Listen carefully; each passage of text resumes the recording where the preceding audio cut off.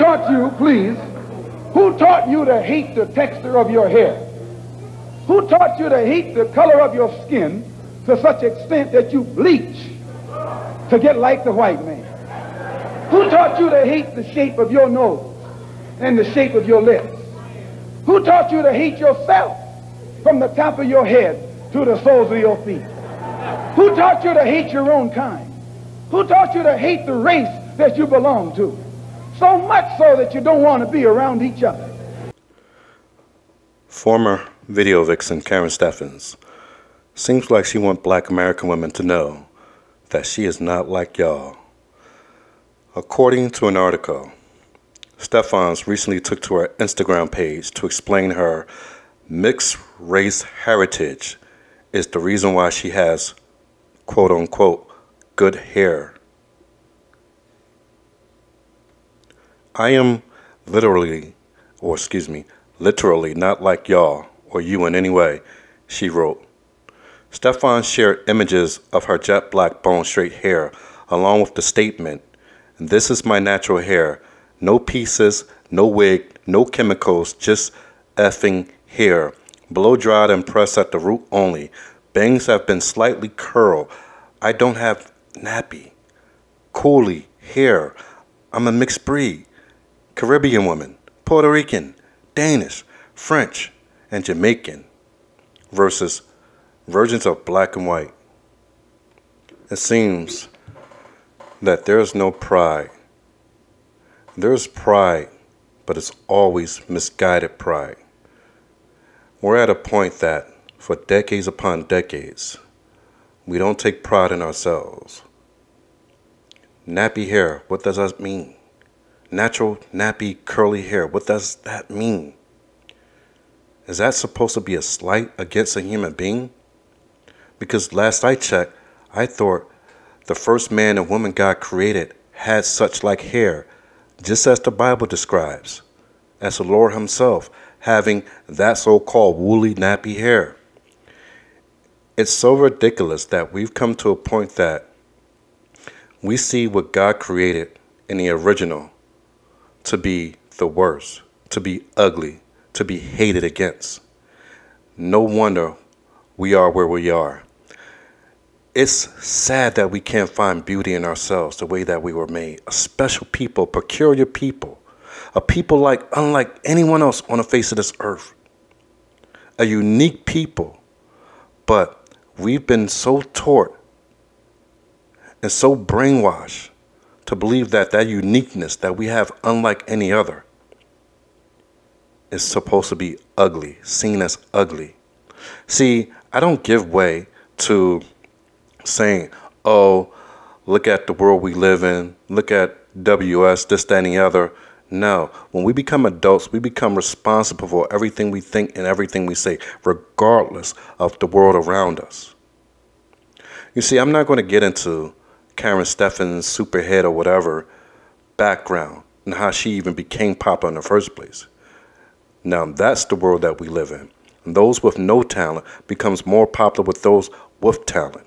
We're living in a backward society, which was also predetermined that in the latter days, these things will come about, that good will be bad and bad will be good. And it's been never more true than today. How is it that many people, and I'm going to go in on this, even with my African brothers, when they get a white woman, it's the biggest celebration in the world. If it's for love, let it be for love.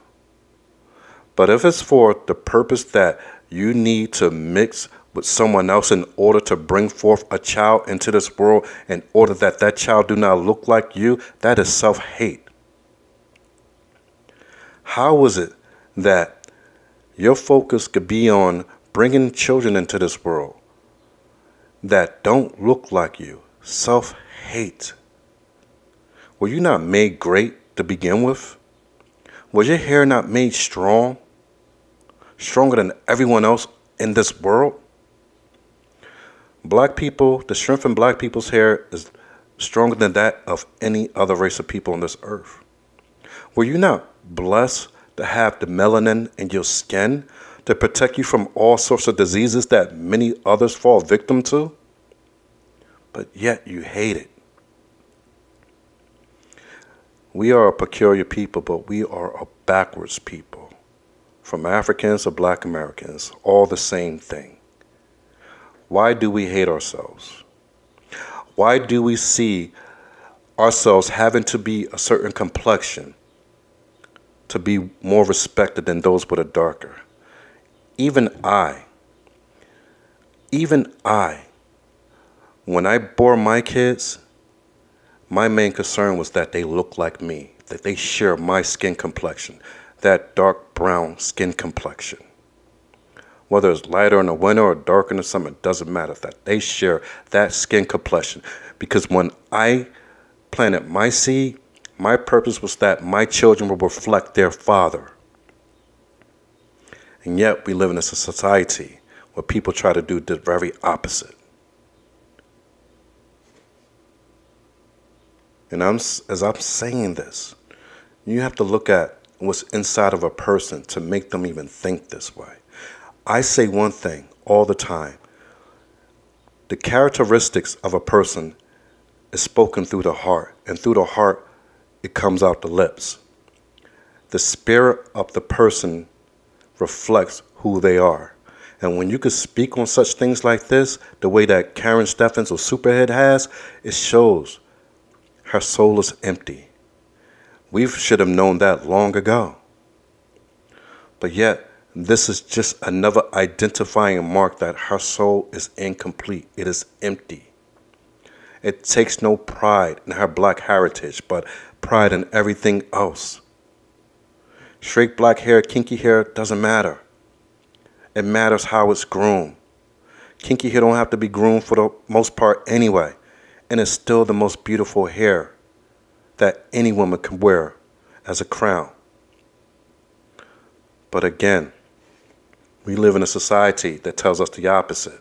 And unfortunately, we have so many weak brothers that will go along and follow this. You see, women can only do, to an extent, only do what men give them permission to do. And what I mean by that, if there's a fad or a style that's taking place and men are saying, I'm not with this, I don't want this, I'm going to go elsewhere, ultimately that fad, that style, whatever it is, has to change. Because if they are not getting the attention of men, then they will change. Because ultimately, every female in this world desires the attention of men. So, in response to Superhead, if nappy makes you unhappy, then you need to take that up with your pappy. Who taught you, please, who taught you to hate the texture of your hair? Who taught you to hate the color of your skin to such extent that you bleach to get like the white man? Who taught you to hate the shape of your nose and the shape of your lips? Who taught you to hate yourself from the top of your head to the soles of your feet? Who taught you to hate your own kind? Who taught you to hate the race that you belong to? So much so that you don't want to be around each other.